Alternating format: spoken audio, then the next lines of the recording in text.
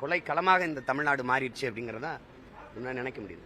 நிறைந்த போதையில் நிலத்தை வச்சுக்கிட்டு திரவ போதை, அதாவது சாராய போதை தாண்டி மாத்திரைகள், கஞ்சா, அவின், இன்சுவை கட்டி சாக்லேட், பள்ளிக்கூட வாசல், கல்லூரி வாசல், வழிபாட்டு தலங்களில் தான் அதிகமாக கஞ்சா விற்கப்படுது. அது பள்ளிக்கூடங்கள், கல்லூரி வாசலில் கஞ்சா சாக்லேட் விற்கப்படுது. அது அதிகாரத்துக்கு தெரியுமா, ஆட்சியாளர்களுக்கு தெரியுமா தெரியாதா?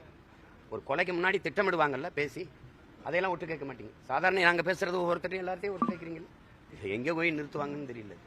கொலையாளிகளை கண்டுபிடிச்சாங்க, உடனே தண்டிச்சாங்க, ஒரு நடவடிக்கை எடுத்தாங்க அப்படின்னு இல்லை. இப்போ அண்ணா பல்கலைக்கழகத்தில் முதல்ல 2 பேரும் நாங்கள் அந்த தங்கச்சியை துன்புறுத்தினது.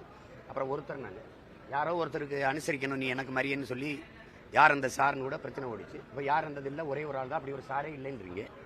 அவர் மேலே என்ன நடவடிக்கை? என்ன நடவடிக்கை? சாலையில் வரும்போது திமுக கொடியை கட்டிக்கிட்டு வழியில் வந்த முன்னாடி போன பெண்களை கேலி பண்ணதுக்கு, மறித்து இது பண்ணதுக்கு, அந்த திமுக கொடி இருந்ததுக்கு உடனே அந்த ஒருத்தரை எடுத்து வாக்குமூலம் அந்த காவல்துறை வண்டியிலே வச்சு பதிவு பண்ணி வெளியிடுறீங்க. அப்படி இந்த ஞானசேகரனை நீங்கள் என்னென்ன பண்ண, எதுக்கு பண்ண, எவ்வளோ நாள் அது நடக்குது, யார் இதை பண்ணீங்க, ஏன் இந்த பொண்ணை போய் இப்படி துன்புறுத்தீங்கன்னு அவர் கைது பண்ணிட்டீங்களா? அவன் வாக்குமூலங்க